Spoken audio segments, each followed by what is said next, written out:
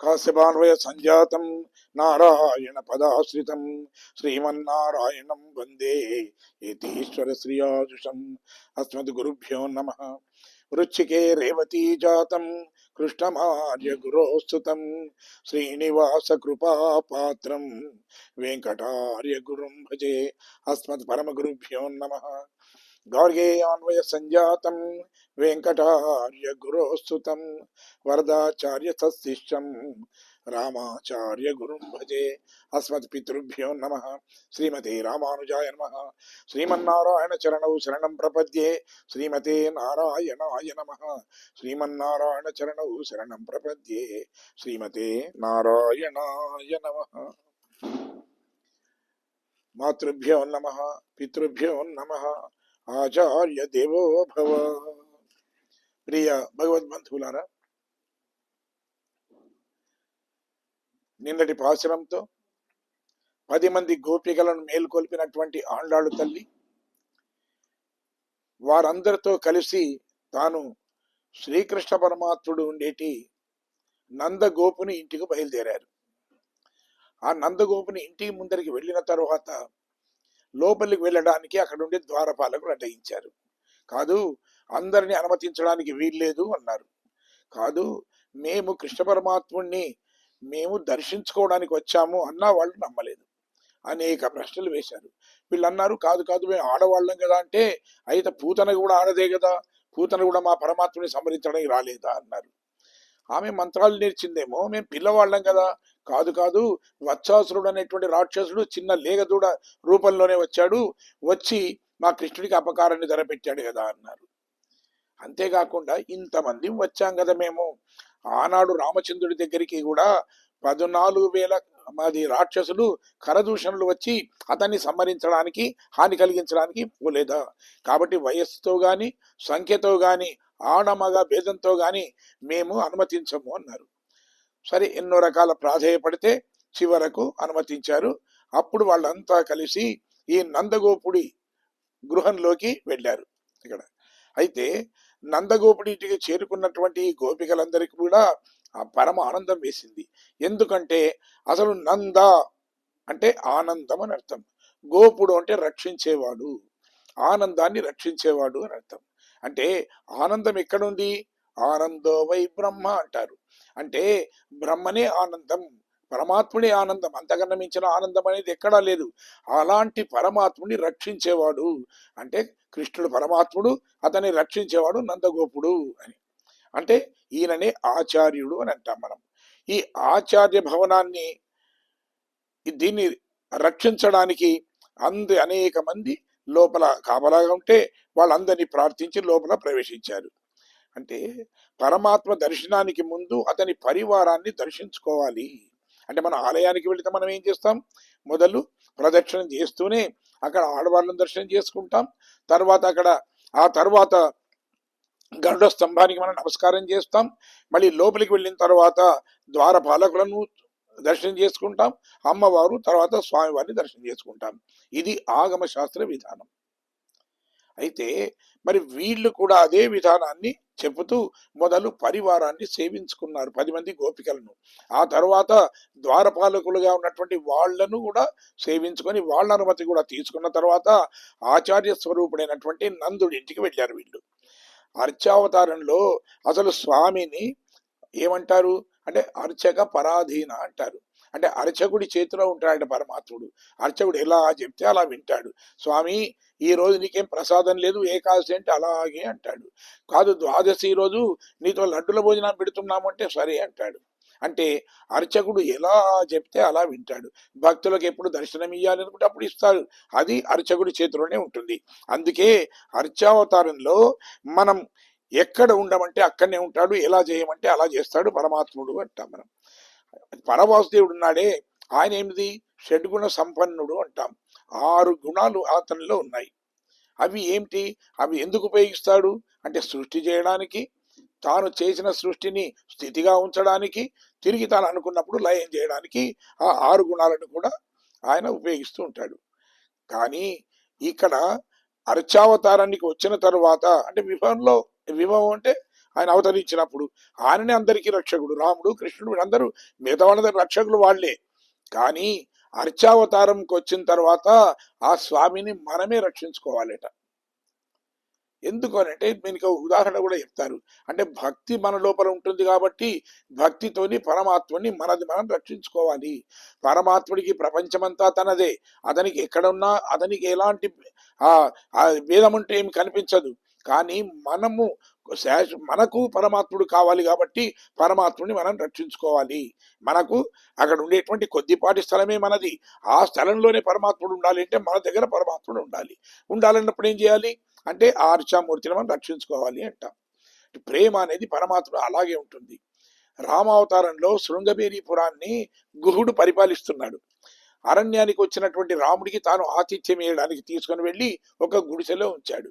అయితే అహం సర్వం కరిష్యామి అని చెప్పి పగలు రాత్రి నేనే రక్షణగా ఉంటాను అన్న లక్ష్మణుడు ఆ రాత్రి సీతారాముడు ఒక కుటీరంలో పడుకొని ఉంటే, ఒక పూరి గుడిసెలో పడుకొని ఉంటే దాని చుట్టూ ధనుర్బాణాలు పట్టుకొని చుట్టూ కాపలాగాస్తూ ఉన్నాడట. కొంత సమయం అయిపోయిన తర్వాత ఈ గుహుడికి మెలకువ వచ్చింది. అయ్యో మరి రామచంద్రుడు ఇక్కడనే ఉంచాను కానీ మరి నేను అసలు ఎలా ఉన్నాడో చూడలేదు అంటూ బయటకు వచ్చాడు. వచ్చి చూసే వరకు లక్ష్మణుడు ధనుర్బాణాలను ఎక్కుబెట్టి దాని చుట్టూ తిరుగుతున్నాడట. అతనికి అనుమానం వేసింది. అంటే రాముణ్ణి సంహరించి తాను రాజు కావాలనుకుంటున్నాడో ఏమో. ఒకవేళ నా రాముడికి ఎలాంటి ఆపద తలబెట్టినా లక్ష్మణుడిని నేను సంహరిస్తాను అనుకున్నాడట. అనుకొని తాను ధనుర్బాణాలు పెట్టుకొని లక్ష్మణుడు గమనించకుండా లక్ష్మణుడు ఎలా తిరిగితే తాను కూడా అలాగే చుట్టూ తిరుగుతున్నాడట. కొంత కాలం గడిచిపోయింది. సుమారుగా తెల్లవారుజాము అయింది. గ్రామంలో అక్కడ ఉండేటువంటి వాళ్ళు ఆ ప్రజలు కూడా లేచారు.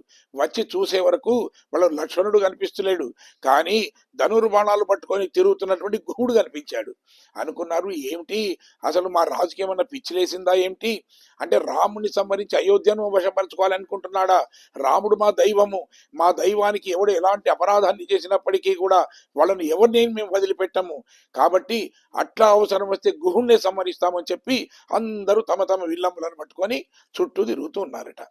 అంటే ఒక్క రామచంద్రుడిని కాపాడడానికి అటు లక్ష్మణుడు ప్రయత్నం చేస్తున్నాడు, ఇటు గుహుడు ప్రయత్నం చేస్తున్నాడు, అదే విధంగా అక్కడుండే ప్రజలంతా కూడా ప్రయత్నం చేస్తున్నారు. అలాగే ఇక్కడ కూడా కృష్ణుడిని రక్షించడానికి బయట ఉండే ద్వారపాలకులు వాళ్ళు ప్రయత్నం చేస్తున్నారు, లోపల ఉండే నందుడు ప్రయత్నం చేస్తున్నాడు. అంతేకాకుండా అతని పరివారం అంతా కూడా కృష్ణుడిని అందుకే వీళ్ళంతా కూడా కాపాడుతూ ఉన్నారు. మనం తర్వాత ఈ పాశురాన్ని మనం అనుసంధానం చేసుకుందాం. ఈ రోజుని చేసి అందులో ఉండేటువంటి అర్థాన్ని మనం తెలుసుకోవడానికి మనం ప్రయత్నం చేద్దాం. ఈనాడు 17వ పాశురం.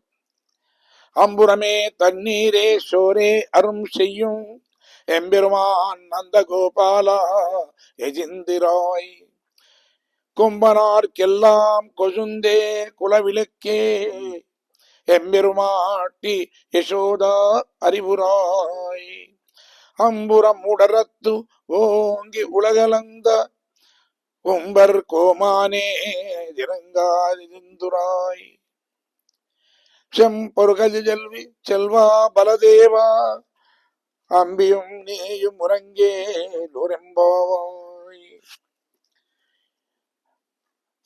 ఉంబర్ కోమానే ఉరంగా నిజందురాయ్ అంటూ ఇక్కడ ఈ పాసనంలో ముఖ్యంగా ఇక్కడ మనకి ఏమిటంటే ఆ యశోదమ్మను వీళ్ళు ప్రార్థిస్తున్నటువంటి సంగతి మనకు కనిపిస్తుంది. ఇందులో పరమాత్మ పట్ల మనం భక్తి విశ్వాసాలు కలిగి ఉంటే పరమాత్ముడు కూడా మన పట్ల అనురాగాన్ని దయను వర్షిస్తాడు అని చెప్పి మనకు పురాణాలు శాస్త్రాలు అన్ని చెప్తున్నాయి.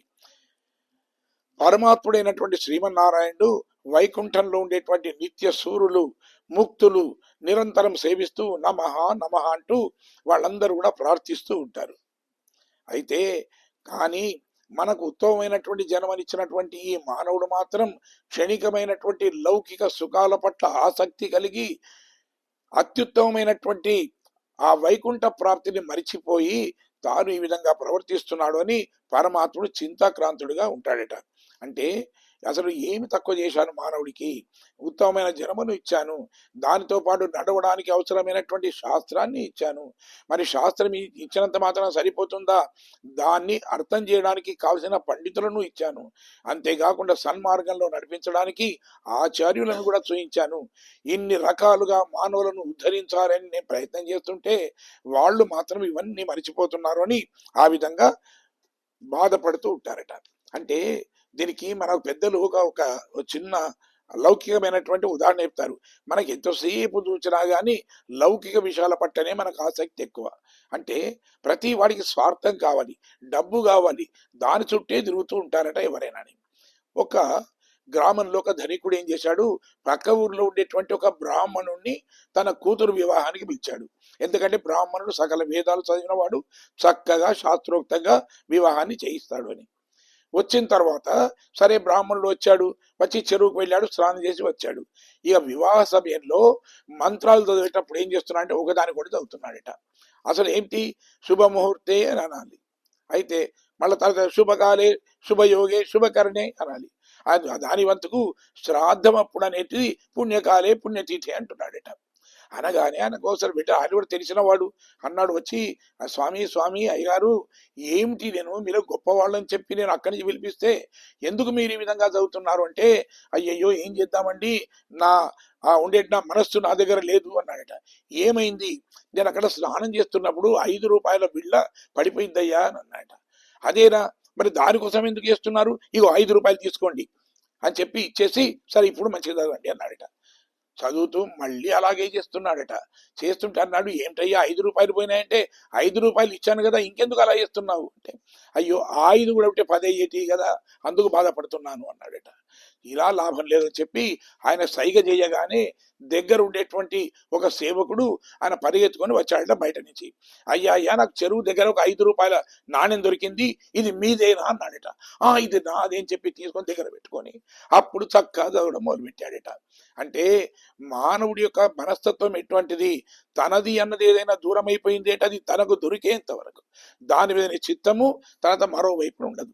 ఇలాంటి స్థితిలో మనం ఇంకా పరమాత్ముడి మీద మన మనసు లగ్నం చేయాలంటే ఎక్కడ కుదురుతుంది వీళ్లకు? కాబట్టి ఈ మానవులందరూ అలాగే ఉంటారట. అందుకే మన లోపల మార్పును తీసుకొని రావడానికే ఆయన పరమాత్ముడు ఏం చేశాడు, సక్రమమైన మార్గంలో పెట్టడానికి మనకు వేదము అనేటువంటి శాస్త్రము అనేటువంటి ఒక దీపాన్ని చూపించాడు. ఆ దీపం వెలుగు లోపల మనం సర్వాన్ని గుర్తించి మనం సరిగా నడవాలి అని చెప్తారు. అందుకనే మనలో ఉండేటువంటి కోరికలే మనను అధోపాలు చేస్తున్నాయి. అలాంటి కోరికలను అదుపులో పెట్టుకోవడానికి మనకు పెద్దల సహకారం కావాలి అని మన శాస్త్రం అని చెప్తుంది. అయితే ఇందులో ఉండే విషయాన్ని మనం గ్రహిస్తే, అంబురమే తన్నీరే షోరే అరుం శయ్యం ఎంబెరుమా నందగోపాల ఎదుందిరాయ్ అంటున్నారు. అంటే గోపికలు ముందుగా నందగోపాలుని యొక్క ఔన్నత్యాన్ని, అతని ఔదార్యాన్ని గురించి వీళ్ళు ప్రశంసిస్తూ ఉన్నారు. ఇక్కడ శ్రీకృష్ణుడిని పొందాలి అనే కోరికతో వచ్చినటువంటి ఆ వారు ఈ నందగోపుని భవనానికి చేరుకున్నాడు. సాధారణంగా చూడండి, ఎవడైనా లోభి ఉన్నాడు అంటే అతని దగ్గరికి వెళితే లాభం ఏముంది? ఎవడైతే ఉదాత్తమైనటువంటి మనస్తత్వం కలిగిన వాడో వాడు మనకు ఏదైనా ఇవ్వగలుగుతాడు. కానీ లోభి వాడి దగ్గరికి వెళితే ఏముంది? అది గొడ్డు పాలు దన్న, అది పితుక కుండ గుంపైన పండ్ల నూడదన్ను పాలనిడదు అని చెప్పి మనం సాధారణ చదువుకున్నాం. మనం అలాగే ఉంటుంది కదా. అందుకే మరి కృష్ణుడు కూడా ఉదారుడే. మరి అది ఎక్కడి నుంచి వచ్చింది? తన తండ్రి అయిన నందగోపుడి దగ్గర నుంచే అలాంటి సద్గుణాలు వచ్చి ఉంటాయని గోపికల నమ్మకం. మరి కృష్ణుడు ఎప్పుడేం చేశాడు అంటే, ఇక్కడ అంబురమే అన్నాం. అంబురము అంటే ఆకాశము అని ఒక అర్థం, రెండవది వస్త్రము అని అర్థం. వస్త్రము కృష్ణుడు ఎప్పుడు ఇచ్చాడు వస్త్రము అంటే, ద్రౌపదికి అక్షయ వస్త్రాలను ఇచ్చి ఆమె మానాన్ని కాపాడాడు కాబట్టి అది దానం చేశాడు. తన్నీరే అంటారు, అంటే నీళ్లు. మహాభారత యుద్ధం జరుగుతున్న సమయంలో అశ్వాలు అలసిపోతే అవి దప్పికతోని అది అల్లలాడుతున్నాయట. ఆ సమయంలో వారుణాస్త్రాన్ని ప్రయోగించి నీళ్లు తెప్పించి వాటికి జలాలు తాగించాడు. కాబట్టి ఆ విధంగా నీటిని ఇచ్చాడు. షోరే అంటారు ఆహారం. అక్కడ ఉండేటువంటి ఆ గోపాలకులతో కలిసి తాను అరణ్యంలో ఉన్నప్పుడు గోపాలకులు ఆకలైందట. అక్కడ ఉండేటువంటి ముని వాటికలు ఉంటాయే, అక్కడికి వెళ్ళి ముని పత్నులకు తన పేరు చెప్పి ఆహారం తెమ్మని చెప్పి ఆహారాన్ని అందరికీ పంచిపెట్టాడు. కాబట్టి ఈ విధంగా కృష్ణుడు ఇటు వస్త్రాన్ని ఇచ్చాడు, నీటిని ఇచ్చాడు, అదేవిధంగా ఆహారాన్ని కూడా ఇచ్చాడు. అంటే అంబురమే తన్నీరే షోరే, షోరే అంటే ఆహారం ఇచ్చాడు. ఇవి ఎక్కడి నుంచి వచ్చి ఉంటాయి? నందుడి దగ్గర నుంచే వచ్చి ఉంటాయి. తండ్రి గుణాలే కొడుకు వస్తాయి కదా అని. అది అంటే అసలు దానం చేసేటప్పుడు కూడా ఎలా చేయాలి? నిష్కర్షగా చెయ్యాలి అని చెప్తారు, సమృద్ధిగా చెయ్యాలి అంటారు. అంతేగాని అసలు ఎవడైనా మనకు దానం తీసుకునేవాడు దొరికాడు అంటే మన అదృష్టం అనుకోవాలి, ఆ విధంగా భావించి ఇవ్వాలి. ఇంకోటి చూడండి, ఎక్కడైనా ఏదైనా కానీ ఒక వస్తువు తీసుకునేవాడు అడిగి తీసుకున్న తర్వాత ఎవడిచ్చాడో వాడికి దండం పెడతాడు. కానీ దానం చేసేటప్పుడు అలా కాదు, ఎవడైతే దానం ఇచ్చాడో వాడు తీసుకున్న వాడికి దండం పెడతాడు. అది ఇందులోటువంటి అదృష్టం. అంటే ఈనాడు నువ్వు నాకు దొరికావయ్యా, నేను అదృష్టవంతుడిని అని అతని కాళ్లకు దండం పెడతాడు, దానము ఇస్తాడు, అలాగే అతని పాదాలు కూడా పట్టుకుంటాడు. కాబట్టి మరి అంతేకాకుండా మరి ఒకటేమిటంటే, ఈ దశరథుడు కూడా పుత్ర సంతతి కావాలని చెప్పి తపస్సు చేశాడు ఆయన దశరథుడు. కానీ ఇక్కడ నందుడు అలా కాదు, ఏమి చేయకుండానే ఇతనికి కృష్ణుడు లభ్యమయ్యాడు. కాబట్టి ఇక్కడ ఆ కొడుకు యొక్క క్షేమం కొరకు ఆయన ఏం చేశాడు? విజయాల కోసం ఆ నందుడు కృష్ణుడు వచ్చిన తర్వాత అనేక దానాలు చేశాడట. అది అందుకే ఆయన ఏం దానాలు చేశాడు అంటే అంబరమే అంటాడు. అంటే ఆడు ఉండేటువంటి అక్కడ ప్రజలందరికీ కూడా వస్త్రదానం చేశాడు. తర్వాత ఎవ్వరికి కూడా ఇలాంటి లోటు లేకుండా అందరి త్రాగడానికి సేద్యానికి కావలసినటువంటి నీటిని అందించాడు. ఆ తర్వాత ఎవరు ఆకలితో అలమటించకుండా ఉండడానికి అందరికీ ఆహారాన్ని కూడా అతను ఇచ్చాడు. అలాంటి గుణమైతేనికి వచ్చింది అని చెప్పి నమ్ముతారు. ఆ విధంగా చేసినటువంటి ఆయన ఆ నందగోపాలుడు అందరికీ ఏ విధంగా అయితే సహకరించాడో అలాగే మాకు కూడా సహకరిస్తాడు అని వీళ్ళు సంపూర్ణమైన విశ్వాసం ఉన్నవాళ్ళు. ఎందుకంటే వీళ్ళు కూడా ఆ నందగోపుడి పాలనలో ఉన్నటువంటి ప్రజలే కదా. మానవులకు కావాల్సింది ఏమిటి? వస్త్రం కావాలి. ఈ వస్త్రం ఏం చేస్తుంది అంటే శరీరానికి రక్షణ కలిగిస్తుంది, అదేవిధంగా శరీరానికి అందాన్ని కూడా కలిగిస్తుంది. ఇక నీరు శరీరం నిలబడేట్టుగా చేస్తుంది, అందుకే దీన్ని ధారకము అంటాం మనం. అది ధారకం అంటే ఇది నిలబెట్టేది అని అర్థం. ఇక తర్వాత మూడవది ఆహారం, ఇది శరీరానికి పోషణ. అంటే మనం ఏమిటి ఇక్కడ రక్షణ ఇవ్వాలి, ధారకము అంటే శరీరాన్ని నిలపాలి, అదేవిధంగా శరీరానికి పోషకుడు కూడా కావాలి. ఈ గోపికలకు శ్రీకృష్ణుడే ఇవన్నీ, శ్రీకృష్ణుడే వీళ్లకు రక్షణ, శ్రీకృష్ణుడే ధారకము, శ్రీకృష్ణుడే వీరికి పోషకము. కాబట్టి అందరి ప్రజలకు ఇచ్చినట్టు తమకు కూడా తమకు ప్రభు అయినటువంటి నందుడు ఇవి ఇస్తాడు. ఇవి ఇస్తాడు అంటే శ్రీకృష్ణుని ఇస్తాడు అని చెప్పి అలాంటి విశ్వాసం కలిగిన వాళ్ళు వీళ్ళు. అంతేకాకుండా గో అంటే వేదము, పాలుడు అంటే రక్షించేవాడు అని అర్థం. అంటే నంద ఆనందము, నందగోపాలుడు అంటే ఆచార్యుడు అనే అర్థం.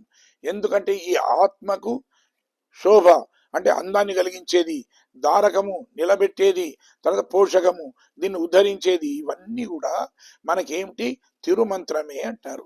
అంటే ఆచార్యుడి దగ్గరికి వెళితే మనకు అష్టాక్షరి మంత్రాన్ని ఉపదేశిస్తాడే, అదే మన ఆత్మకు ధారకము, అదే పోషకము, అదే తర్వాత రక్షకము. ఇది అయితే నందుడు శ్రీకృష్ణుడికి తండ్రేగాక అదుపాజ్ఞంలో కూడా ఉంచుకున్నవాడు ఆయన. అందుకే నందగోపన్ కుమారన్ అన్నాం. అంటే నందగోపుడి యొక్క కుమారుడు అని చెప్తాం మనం. ఇక్కడ క్రింద పాశురంలో కూడా ఏం చెప్పారు? నాయనా నిన్న నిన్న గోపుడయ్యా అన్నారు. అంటే ఇది నందగోపుడి భవనము అన్నారు. ఇది అంటే అంతా నందుడిదే అని వెళ్ళింది. ఆచార్యుడికి ముఖ్యంగా మనకి ఏమిటంటే 3 లక్షణాలు ఉండాలి అని చెప్తారు. ఒకటి ఏమిటి? అతడు పరమాత్మకు విధేయుడై ఉండాలి. అంతేకాకుండా జీవులను పరమాత్మ వైపు నడిపించగల సామర్థ్యం కలిగి ఉండాలి. జీవుల వేదనను చూచి ఓర్వలేక భగవత్ ప్రాప్తి కలిగించాలి. ఈ 3 లక్షణాలు ఆచార్యుడికి ఉండాలి. అలాంటి 3 లక్షణాలు నందగోపుడికి ఉన్నాయి కాబట్టే అతన్ని ఆచార్యుడు అని వీళ్ళు నమ్ముతారు. అంబరము అంటే ఆకాశము, వస్త్రము అని 2 అర్థాలు. ఆకాశము అంటే ఏమిటి? అంతటా ప్రకాశించేది అని అర్థం. అంతటా ప్రకాశించేది ఏమిటి? కేవలం పరమాత్మనే. అంటే సర్వవ్యాపకుడు అతడే కాబట్టి అంతటా వ్యాపించున్నవాడు అంటే పరమాత్మ అనే అర్థం మనకు. తర్వాత ఈ పరమాత్మ కూడా అంతటా ప్రకాశిస్తాడు కాబట్టి ఉపనిషత్తు ఏం చెప్తుంది అంటే ఆకాశాద్దేవ కల్విమాని భూతాని జాయంతే అని. ఆకాశోహవై నామరూప యో నిర్విహిత అంటుంది. అంటే మొత్తం అంత వ్యాపించుండేవాడు రక్షకుడు ఆయననే. తండ్రి కూర్చిందవుట చేతనే సీతాదేవి పట్ల రాముడికి అంత ప్రేమ అనేది మనం నిన్నటి పాసనలో మనం చెప్పుకున్నాం.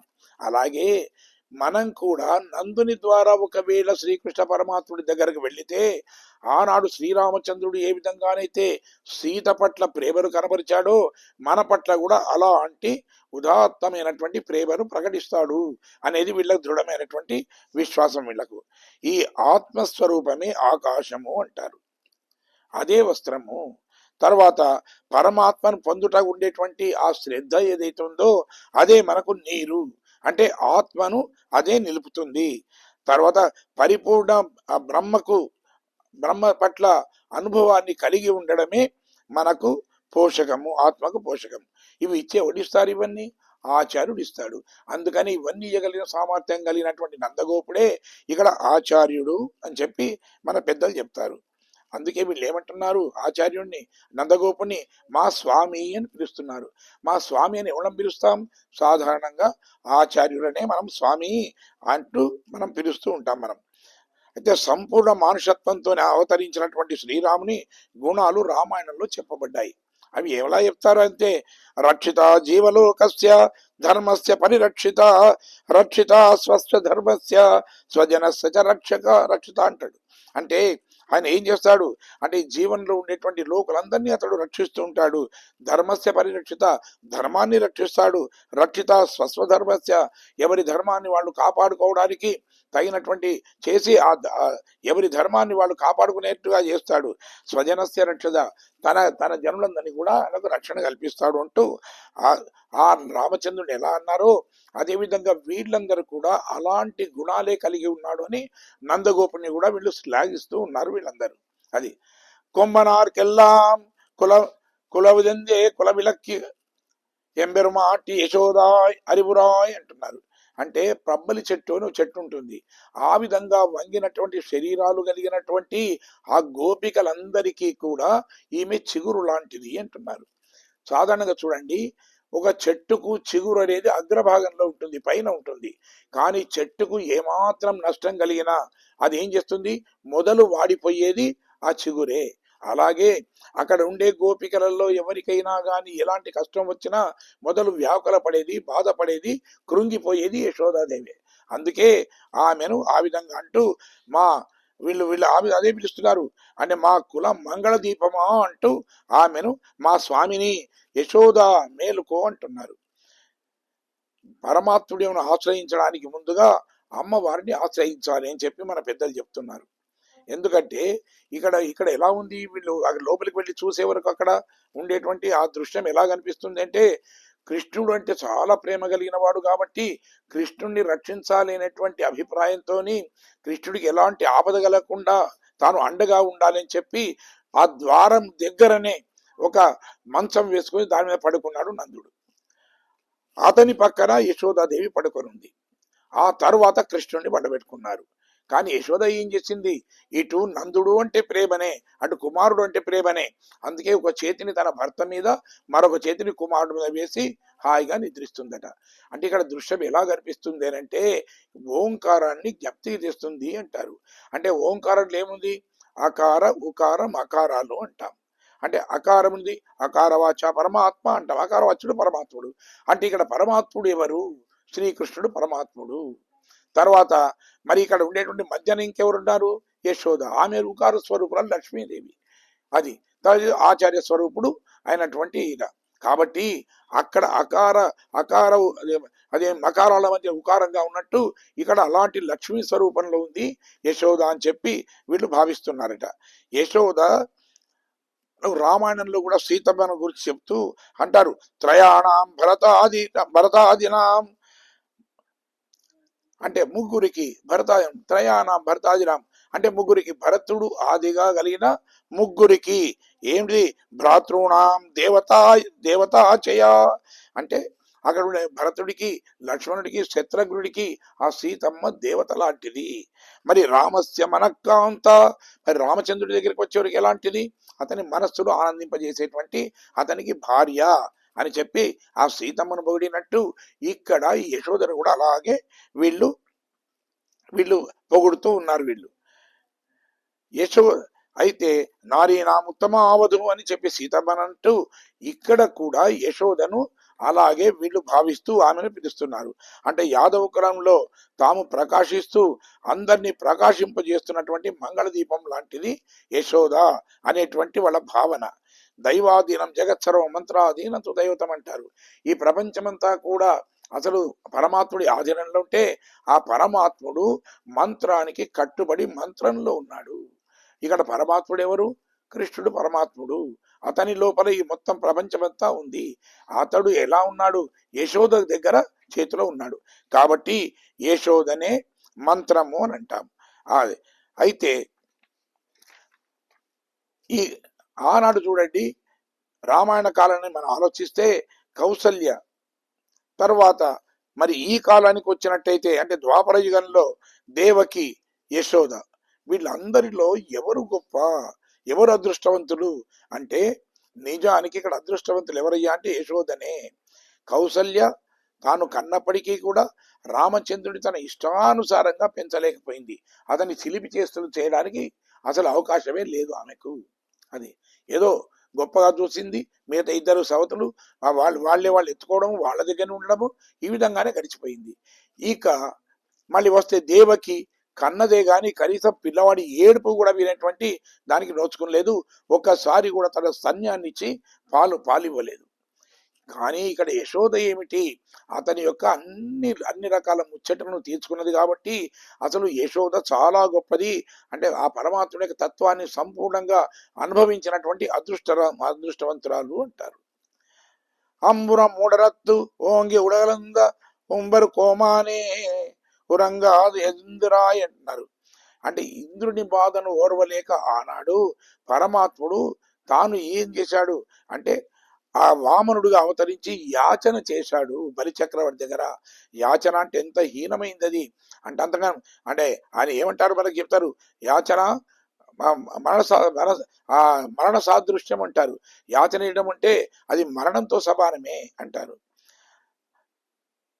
కానీ దేవతల యొక్క ఆర్తి తీర్చడానికి, దేవతల బాధలు తీర్చుకోవడానికి అంత గొప్పవాడైన పరమాత్ముడు కూడా ఆ విధంగా తన స్థాయిని తాను దిగజార్చుకొని ఆ విధంగా తాను యాచన చేశాడు. అక్కడ మనం చూస్తాం, లోకంలో మనం ఎవరో ఒకరికి రక్షకులుగా ఉంటాం, అంటే మనం ఎవరో ఒకళ్ళు ఆధారపడి ఉంటారు. కానీ ఈ త్రివిక్రముడుగా మారినప్పుడు అంటే తాను 3 అడుగుల చోటు తీసుకొని పెరిగినప్పుడు ఆ మొత్తం ఈ పాదంతో ఈ ప్రపంచమంతా కూడా తాను వ్యాపింపజేసుకొని అందరికీ ఆయననే రక్షకుడయ్యాడు. పాండవుల కొరకు రాత్రులనక పగలనక శ్రమించి ఈ ద్రౌపదీదేవి గోవిందా అని అనగానే అక్షయ వస్త్రాలనిచ్చి ఆమె మానాన్ని కాపాడినాడు. ఇదంతా ఇన్ని చేశావు కదా. ఆనాడు ద్రౌపదీదేవి ఒక్కసారి కృష్ణ గోవిందా అని పిలిస్తేనే ఆమె కోరిక తీరడానికి అక్షయ వస్త్రాలను ఇచ్చి ఆమెను కాపాడావు కదా.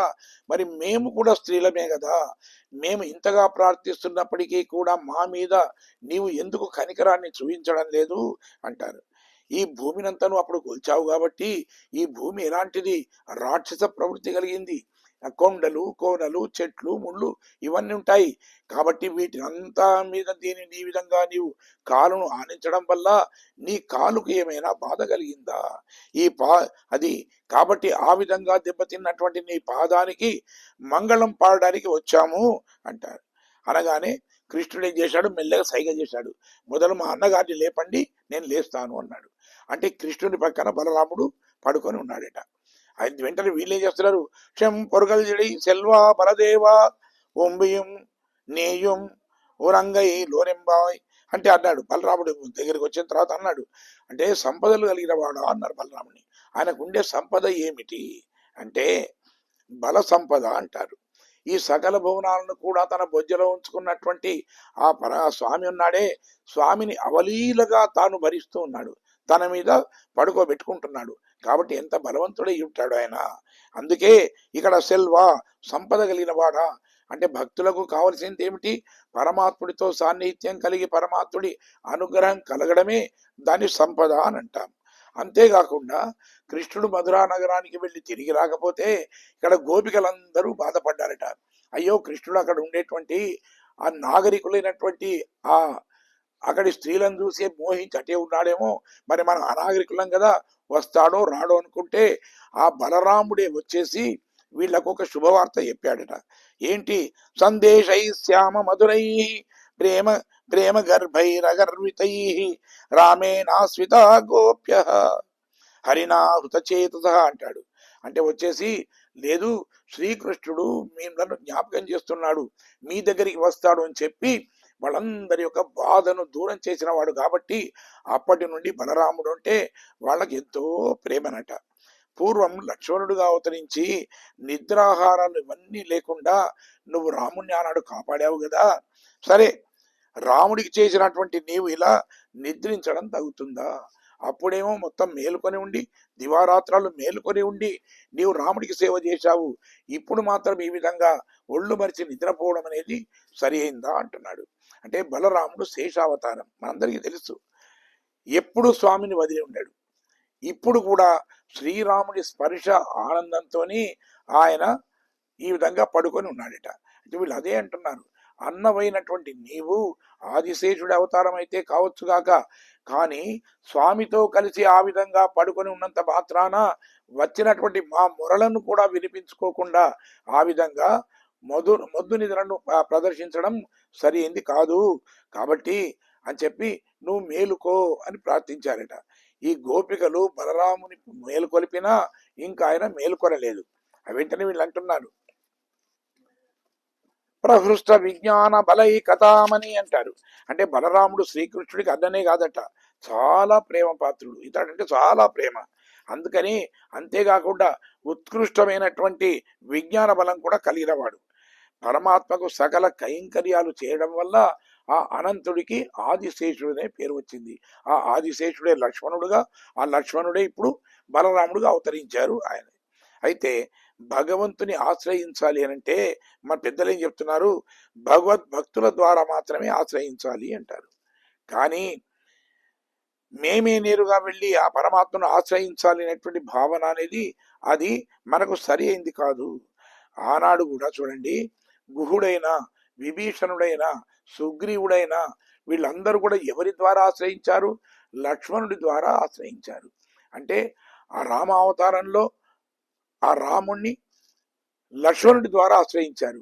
అదే ఇప్పుడు ఆ లక్ష్మణుడే ఇప్పుడు బలరాముడిగా వచ్చాడు, ఆనాటి రాముడు ఇప్పుడు కృష్ణుడిగా వచ్చాడు. కాబట్టి అప్పుడు లక్ష్మణుడి ద్వారా రాముని ఆశ్రయించినటువంటి వాళ్ళను అలాగే మేం కూడా ఇప్పుడు బలరాముడి ద్వారా మేము కృష్ణుడి ఆశ్రయిస్తాము అని చెప్పి వీళ్ళు అంటున్నారట. ఈ రహస్యాన్ని తెలిసినటువంటి వాళ్ళు ఆ విధంగా బలరాముని మేలుకొల్పుతూ ఉన్నారట. ఓ బలదేవా, నీవు మా స్వామికి వైకుంఠంలో శయ్యగా ఉంటావు, అంటే పడుకోవడానికి నువ్వు శయ్యగా ఉంటావు. అయితే ఎప్పుడైనా కానీ శయ్య మీద పడుకున్నవాడు మైమరిచి నిద్రపోతాడే గాని శయ్య నిద్రపోతుందా? నీవు శయ్యవు కదా, అంటే నీ స్పర్శ వల్ల ఆయన కృష్ణుడు పడుకొని ఉంటే పడుకుండవచ్చుగాక, చక్కని నిద్ర పడితే పట్టిండవచ్చుగాక గాఢ నిద్ర, కానీ నువ్వు శయ్యవు కదా, నీకేం నిద్ర, కాబట్టి నువ్వు లెవ్వు, ఇది చాలా విచిత్రం కదా అన్నారట. అయినా నీకు సహజంగా పారతంత్రం అనేది ఉంది కాబట్టి అలాంటి ఆ ఉద్దేశంతోనే విధేయుడవు కాబట్టి కృష్ణుడు లేచేంత వరకు నేను కూడా లేవను అనుకుంటున్నావేమో, కానీ ఈ అవతారంలో నువ్వు అన్నవు, నీ ఆధీనంలోనే ఉంటానంటున్నాడు కృష్ణుడు, నీవు లేస్తేనే తాను లేస్తానంటున్నాడు. మేమందరం కూడా కృష్ణుని అది ఆయనతోని పర అనేటువంటి వాద్యాన్ని పొందడానికి వచ్చాం కాబట్టి నీవు లేచి మా కృష్ణుడిని మాకు అందజేయు అని చెప్పి అంటున్నారు. అంతేకాకుండా నువ్వంటే ఎంత ప్రేమనో తెలుసా, ఆనాడు ఋషులు మునులు వీళ్ళంతా వచ్చేసి అప్పుడు అన్నారు, ఏమిటి అంటే పశ్చిమ శరీరం మా శరీరాలు చూడండి అని అంటే అక్కడ కరదృష్టాలను సంవరిస్తాను అన్నాడు రాముడు. కానీ సీత వారించింది. అయితే అన్నాడప్పుడు, కాదు కాదు, అప్యేహం జీవితం చిక్ష్వాం త్వాం వా సీతే సలక్ష్మణాం నతు ప్రతిజ్ఞాం సంస్కృత్య బ్రాహ్మణేభ్యో విశేష అంటాడు. అవసరం వచ్చి నా ప్రాణాన్ని వదులుతాను, నా ప్రాణం కన్నా విలువైన నిన్ను వదిలిపెడతాను, నీకన్నా నాకన్నా నాకు ఆప్తుడేంటి లక్ష్మణుని కూడా వదిలిపెడతాను, కానీ మాట తప్పను అన్నాడు. అంటే నువ్వు అంటే ఎంత ప్రేమ! తన ప్రాణం కన్నా ప్రాణంగా చూసుకునేటువంటి సీత కన్నా కూడా నువ్వే గొప్పగా అనుకున్నాడు కదా. అంతేకాకుండా ఆ రామరావణ యుద్ధం జరుగుతున్న సమయంలో అక్కడ ఇంద్రజిత్తు ప్రయోగించిన బాణం వల్ల నీవు యుద్ధరంగంలో పడిపోతే అప్పుడు ఎంత విలపించాడు ఆయన. తన భార్యను వదిలి 12 నెలలు ఉండగలిగాడు, కానీ నిన్ను వదిలిపెట్టి ఆయన 12 విఘడియలు కూడా ఉండలేకపోయాడు. ఆయన అంటాడు, దేశే దేశే కళత్రాన్ని దేశ దేశే చ బాంధవ తంతు దేశం నపశ్యామి ఎత్ర భ్రాత సహోదర అంటాడు. అంటే ఏ దేశానికి వెళ్ళినా భార్య దొరకవచ్చు, ఎక్కడి వెళ్ళినా బంధువులు దొరకవచ్చు, కానీ తోడబుట్టిన తోడు దొరుకుతుందా అంటే ఇక నేను కూడా జీవించడం ఎందుకు అనుకున్నాడు.